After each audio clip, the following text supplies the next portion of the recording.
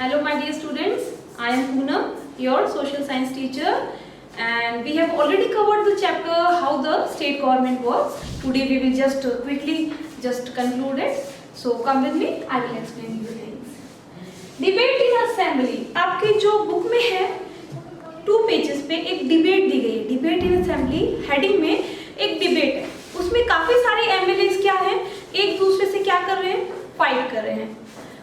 पठानपुरम में एक unhygienic condition हो गई है जिसकी वजह से वहाँ पे क्या हो गई है, काफ़ी सारी डेथ्स हो गई हैं, काफ़ी सारे लोग बीमार हैं, काफ़ी इनसैनिटरी कंडीशंस हैं वहाँ पे. इसकी वजह से वहाँ के लोग क्या हैं, they are angry on MLA, the MLA that belongs to that area. ठीक है, उससे क्या हो रहा है, लेजिस्लेटिव असेंबली क्या होती है, असेंबली जहाँ पे ये सारे एमएलए मिलते हैं और बातचीत करते हैं और किसी चीज़ का सॉल्यूशन निकालते हैं और अपने अपने आइडियाज देते हैं. हर स्टेट की एक MLA member of legislative assembly होती है जहाँ पे सारे मेंबर्स मिलते हैं. जैसे आपके दिल्ली में है एक सेंटर की. ठीक है, तो डिबेट इन असेंबली क्या हो रहा है, उसमें सब लोग एक दूसरे से बात कर रहे हैं. एक एमएलए दूसरे से कह रहा है कि वहाँ पे इतनी खराब व्यवस्था है, हमारी सरकार थी तो ऐसा नहीं था, तुम्हारी सरकार है तो वहाँ ज्यादा लोग मर रहे हैं. तीसरा उठ के कहता है ये कंडीशन है तो क्यों है, तुमने स्टेप्स क्यों नहीं लिए. फिर एक एमएलए उठ के कहता है कि हमारी सरकार में ऐसा हो रहा है, हमने काफी सारे कॉम्पनसेशन भी दिए हैं. ऐसे करके काफी सारे उसमें एमएलए लड़ रहे हैं एक दूसरे के खिलाफ. और लास्ट वीडियो में मैंने आपको बताया था जो मेजॉरिटी पार्टी होती है तो रूलिंग पार्टी होती है जो उस टाइम वहां रूल कर रही होती है. अपोजिशन वाले ऑब्वियसली मैंने आपको बताया था कि वो क्या करेंगे, अपोज करेंगे, एक दूसरे से फाइट करेंगे. तो आप वो ये वाली हेडिंग पढ़ोगे ना, डिबेट इन असेंबली, तो आप प्लीज मार्क आउट करना कौन सा मेजोरिटी वाला पर्सन है और कौन सा अपोजिशन वाला पर्सन है. ठीक है, एक आइडिया देती हूँ. मेजोरिटी वाला हमेशा कहेगा कि हमने ये किया, हम ये कर रहे हैं और हमने ये चीज लागू करी. अपोजिशन वाला क्या बोलेगा, ये नहीं हुआ, ये चीज नहीं लागू करी, आपके सरकार में ये हो रहा है, आपने कंपनसेशन नहीं दिया. ठीक है, every time we will talk negative. ठीक है, तो जब डिबेट हो चुकी थी असेंबली में किसी चीज पे, जब वो लोग फाइनल हो गए थे सारे एमएलए, तो उसके बाद क्या होती है, कॉन्फ्रेंस होती है, प्रेस कॉन्फ्रेंस, जिसमें कौन होते हैं, इंपॉर्टेंट पर्सन्स होते हैं. जहां पे वो घटना हुई है पठानपुरम की, उसका जो एमएलए होता है और काफी सारे मिनिस्टर जो थे वो इकट्ठे होते हैं, एक प्रेस कॉन्फ्रेंस करते हैं जहां पे सारे मीडिया पर्सन्स होते हैं. वो होते हैं ना, माइक लेके पूछते हैं, हाँ जी सर क्या कहना चाहेंगे आप इस घटना के बारे में. ठीक है, तो एमएलए से पूछा जा रहा है कि ये घटना हुई तो कैसे हुई सर, आप क्या कहना चाहेंगे. तो एमएलए क्या कहता है, मैं यहाँ पे कॉम्पनसेशन देना चाहूंगा, जिस घर में डेथ हुई है वहां पे मुआवजा देना चाहूंगा.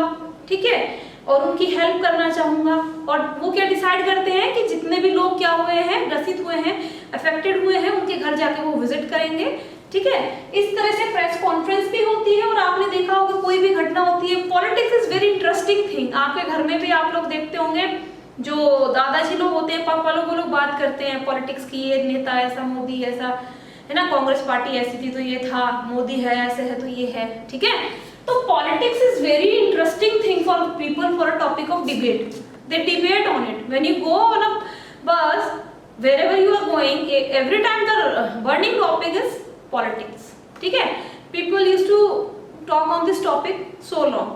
ठीक है, तो प्रेस कॉन्फ्रेंस हो गई. उसने कहा कि एमएलए ने कहा कि हम इसके घर भी जाएंगे, कॉम्पनसेशन भी देंगे और इनको हम कंडोलेंस देके आएंगे कि भाई जो हुआ जैसे हुआ वो नहीं होगा आगे, जो भी है. ठीक है, तो प्रेस कॉन्फ्रेंस के बाद टीवी पे भी ये चीज आती है, न्यूज में भी आती है, मैगजीन्स में भी आती है, पोस्टर भी छप जाते हैं कि एमएलए जी ने ये घोषणा करी है ना, बर्निंग न्यूज हो जाती है कुछ भी. ठीक है, तो it's very important. Press conference के द्वारा वो लोगों को अवेयर कराते कि हमने ये किया और आप तक वो चीज पहुंचे, तो उसके लिए हमने ये प्रेस कॉन्फ्रेंस करी है. ओपीडी, लास्ट वीडियो में मैंने 2 गर्ल्स का आपको बताया था. 2 गर्ल्स जा रही थी, उनको रास्ते में एक एमएलए मिलता है, वो कहता है कि इस जगह ये समस्या है, मैं होने नहीं दूंगा, मैं एक अच्छा एमएलए हूँ. ठीक है, तो वो कहाँ जा रही थी, हॉस्पिटल में. और हॉस्पिटल में आपने देखा होगा, आप किसी भी हॉस्पिटल में जाओ, बीमार हो तो आप एक स्लिप कटवाते हो, पर्ची कटवाते हो, है ना. उसका कुछ ना कुछ अमाउंट होता है. जैसे गवर्नमेंट हॉस्पिटल्स हैं, उस पर 5 रुपीज की पर्ची लगती है और अलग अलग डॉक्टर के अपने अकॉर्डिंग सबके रेट होते हैं. तो आउट पेशेंट डिपार्टमेंट, ओपीडी क्या होती है, आउट पेशेंट डिपार्टमेंट. ठीक है, ओपीडी की स्लिप कटती है. ठीक है। तो इसका मतलब क्या है, आप किसी सर्विस के लिए, किसी सर्जरी के लिए, आप किसी हेल्थ सजेशन के लिए आप वहाँ पे पर्ची कटवा रहे हैं और आप चाह रहे हैं कि आपका इंस्पेक्शन हो, आपकी जांच पड़ताल हो, आपका बुखार है तो वो बुखार क्यों है, ये एक प्रैक्टिशनर, एक मेडिकल प्रैक्टिशनर उसका क्या करे, उसको एग्जामिन करे, ठीक है। तो OPD slip is for doctors, वो डॉक्टर्स की रेफरेंस के लिए होता है कि ये पर्सन आया है, इसकी ये डिटेल्स है, and that is for you as well कि आप वहां गए थे, इसका ये ब्यौरा है, ठीक है। मेजॉरिटी अपोजिशन में आपको बता चुकी हूं, the ruling party is called the majority party and all the parties apart from majority party is called as opposition, ठीक है। अच्छा, वॉलपेपर प्रोजेक्ट, आपने काफी सारे वॉलपेपर बनाए हैं ना स्कूल में। क्या होता है, एक चार्ट दिया जाता है, ठीक है। मान लीजिए ये प्रेस कॉन्फ्रेंस हुई, इस पे मैं बताऊंगा आपको एक वॉलपेपर प्रोजेक्ट बनाना है, तो आप क्या बनाओगे, एक एमएलए बनाओगे। इधर क्या होगा कि कोई कंडीशन हो रही है, इनसैनिटरी कंडीशन हो रही है, डेथ्स हो रही है, ठीक है, टीवी पे दिखाया जा रहा है, न्यूज़पेपर की कटिंग चिपकाओगे आप चार्ट पे, ठीक है।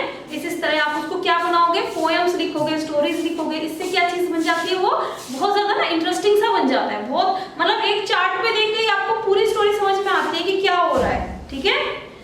एमएलए की ड्यूटीज देखो बेटा, आपने पूरा चैप्टर पढ़ लिया, सब एक दूसरे से मेजॉरिटी एंड अपोजिशन सब लड़ रहे हैं, बट एमएलए का काम क्या हुआ, एमएलए का मेन रिस्पॉन्सिबिलिटीज क्या हुई, उनका काम होता है लोगों को कन्विंस करना, उनकी जो भी डाउट्स हैं, उनकी जो भी क्वेश्चनिंग है, उनको क्लियर आउट कर देना, फ्लश आउट कर देना कि इस पर्सन का ये डाउट है, इसको ये प्रॉब्लम है, ये इस चीज से प्रॉब्लमेटिक चल रहा है तो क्यों चल रहा है, उसको सॉल्यूशन देना, ये काम होता है एमएलए का, ठीक है। एफिशिएंट, उसकी सरकार में सारे काम एफिशिएंटली होते रहे, बिना किसी लगाम के, बिना किसी रुकावट के, that is also MLA's duty, that is the responsibility of an MLA. वो विजिट करता है किसी जगह पे, मैंने आपको बताया था ना पटेलपुरम में, कंपनसेशन अनाउंस करता है, अगर कोई ऐसी घटना हुई है, किसी के पास पैसा नहीं है, गरीब परिवार के लोग मर गए हैं, तो उनके यहाँ विजिट भी करता है और उनका हालचाल भी लेने जाते हैं एमएलए's।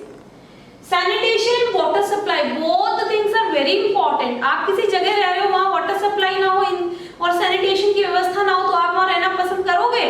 नहीं करोगे, बिल्कुल नहीं करोगे। तो हम एमएलए's क्यों चुनते हैं? इन सारे कामों को अच्छे से होने के लिए, कि ये सारे काम हमारे बहुत अच्छे से हों, और इनका होल रिस्पॉन्सिबिलिटीज किसकी होती हैं? एक एमएलए की होती है, ठीक है। तो ये हमारा आज कंक्लूडिंग वीडियो था। इसके regarding if you have a single doubt you can call me back any time, and you also know that कि इसकी वर्कशीट भी मैं आपको देने वाली हूँ। Thanks for watching my video, thank you.